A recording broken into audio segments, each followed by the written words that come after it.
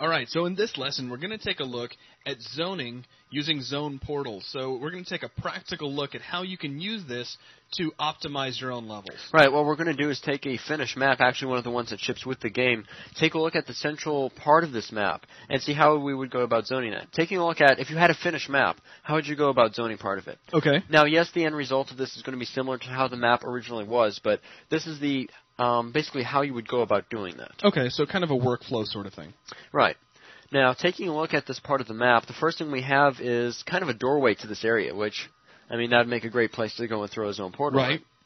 Well, tell you what, before you fire up with the zone portal, why don't you go ahead and load up the map itself so we can see what it looks like without being optimized? You know, that's a good idea, since this what this map is actually where I took all the zoning out of this area. So if I load the game, we can go into R mode 1 and see exactly what's drawing as we run around. Cool. And we're loading. So first thing, I'm going to jump down to that area and then activate R mode 1. So let's go. Alright, there's the doorway. R mode 1. So, yes, we have wireframe, but we are still on the outside. Let's walk in. Right. But even when we're on the inside now, so we're looking very close to a wall inside a tight area, yet we're drawing what's behind the wall, the rest of the room, what's outside, the train in the distance. Yeah, even things which are technically occluded are still rendering in, and we can still see them all. Right. Again, there's no zoning in this area, so there's no clues as to where the engine should stop drawing anything. Wow. So with that, now let's go back to UnrealEd and take a look at what we can do about this. Okay. So the first thing, starting with this doorway. Let me go ahead and throw the first zone portal across here. Also in the top view, I'm going to hit W to hide my static meshes. So let me zoom out a little. So if we look at this brush here and actually select it, okay, there's the area we're going to be looking at for the zone. Okay. I'm going to load up the Sheet Builder brush, right-click on its properties, and let's see, in the Y-axis, build the brush. For the height, I'll set that to about 160, and the width to about 320. All right. Something like that. Let me zoom out a little so I can find my Builder brush. Drag it over, zoom in. And while I'm at it, even though this is close, I might actually drop my grid down to 4. I'm going to need that later for other places where I have to line stuff up. Sure. Also, hit W to disable static meshes in this view, so I can drag this down a little bit. Again, let me take a look at that brush. So there's the brush we're working with. So that pretty much fits around it pretty well. It is extending over the ends, but again, with the zone portal, that should be no problem. Having it extend into geometry should not be a problem. Right. It'd probably be better for it to extend into the geometry rather than have gaps anyway. Right. That would make more sense for creating a seal, if you will. Right. So with that now, I'm just going to open up the texture browser and maybe go back and find that WM Textures pack so I can get my zone portal texture. And just as a quick note, occasionally if you do leave a gap sometimes when you're setting up zone portals, your zone may still work, but that's usually an exception and not quite the rule. I really wouldn't rely on that. Right. I mean, if you took the old box level, for example, and maybe moved the zone portal out just a little bit so there was a visible space, it might actually still zone. Right. But it's good just to make sure that everything logically seals. Okay. So with this ready to go, I can hit the Add Special button, and let me check Portal, Invisible, and Non-Solid. Again, I could have just hit the Zone Portal prefab, but again, that's the same result. It's just a matter of getting the correct checkboxes selected. Okay. I'll hit OK to add that, and there's the Zone Portal. Awesome. For the next one, I'm going to look at this area over here. We have this Addition brush, which I'm going to use as a visual aid or marker. And what this does is it's kind of this beam around in this area. So the first thing I'm going to need to do is change the axis of the brush. Sure, I could rotate it, but since I've been careful looking at the axes, it's pretty easy just to adjust it here.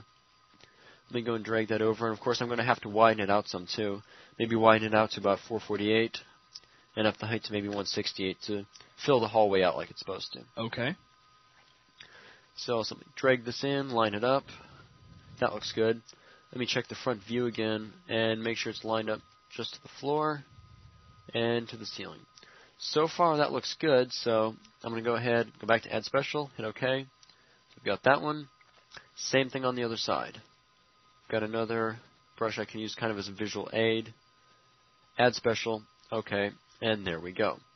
So now really we could rebuild geometry to test and see how the zoning is working here. Okay, so, cool. Quick rebuild. So again, quite a few brushes to look at, but it won't take that long.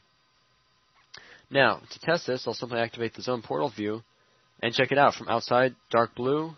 Inside, much lighter teal color. Awesome. So yes, we do in fact have 2 zones here, or the zone portals we have set up so far have been successful. Very cool. I'm going to switch this back to dynamic lighting now. Now let's take a look at the other end of this room. It's basically just a mirror copy almost. Right.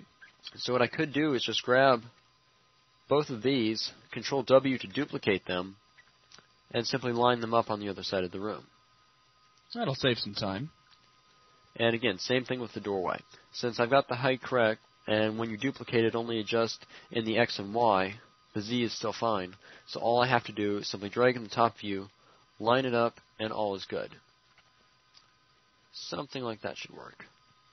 Now, of course, the brushes aren't really going to draw until we rebuild. Plus, I'm going to wait till we rebuild to test the zoning anyway. We have other brushes we could take a look at. Okay. Now, for the next part, we're actually going to take this room in here and completely zone it off. Cool. So let me grab the sheet brush again, and I'm still using the X-axis, which should line up fairly well, except that I want to bring the width in some, maybe the width all the way back to 320. Now the height's going to have to be upped somewhat for this to fit. If you notice, this opening here is quite a bit taller than the actual brush. Right. So let me zoom out a little bit to see how it's lining up. So with this, we could even up it to something like, let's say, maybe about 200 or 256 itself. Again, if it goes above, that's not really a problem. There's nothing else to get in the way, really. Right. So let me just start dragging this up, line it up. As a matter of fact, it might not hurt to drag it up even more. I'm going to hit W to hide my static meshes. And that's actually working fairly well. Maybe even bring it down just a little bit. Let's say. Or I'll just bring it through the floor some. This should work just fine, as I don't see anything else that it's going to be running through. But it'll be quick to test in just a minute when we rebuild. It looks from here like it's going to work out very well. So again, not an exact alignment, but as long as it seals off just fine, then we're good to go. It's not like it's anything that's going to be drawing, so it's either going to seal the zone or it's not. Okay. So add that one in, and then same on the other side. Just as a little side note, you'll notice that this corridor in here happened to be exactly 320 units across, which is a good point as you're building your map. Just if you keep everything snapped very cleanly, it'll really help in everything else, including zoning. Okay. So one more add special, so we get this zoned in. Now, the last thing we have to worry about is the little hole in the ceiling, so let me switch the brush axis to horizontal, and maybe change the height and width to 240.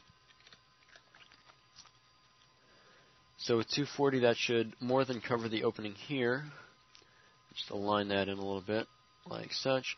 And I'm actually going to use the perspective here, holding Control and both mouse buttons to constrain to Z, just so I can kind of visually line it up. Right, it looks like that's going to work just fine. So one last add special. And let's rebuild geometry and see how this is looking. Cool.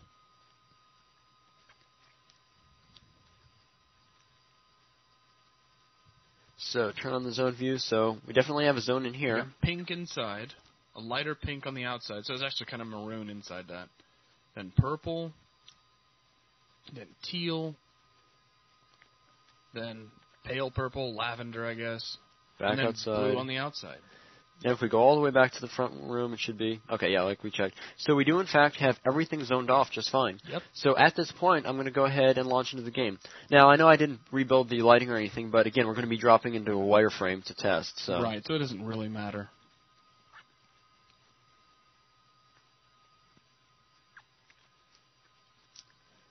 So just like before, I'm going to run down to that room and then activate wireframe. Okay. Alright, good old R mode 1.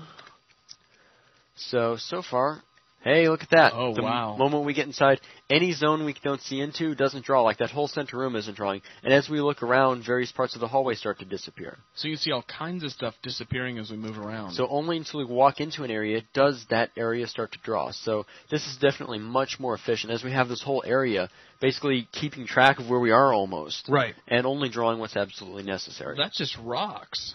Now, granted, this isn't the full setup, technically, that the original had. It had some other elements that haven't quite been covered yet. But from a zoning perspective, that pretty much takes up that central area. Very cool. So I guess that's pretty much going to wrap it up for this lesson. So thanks a lot, everyone.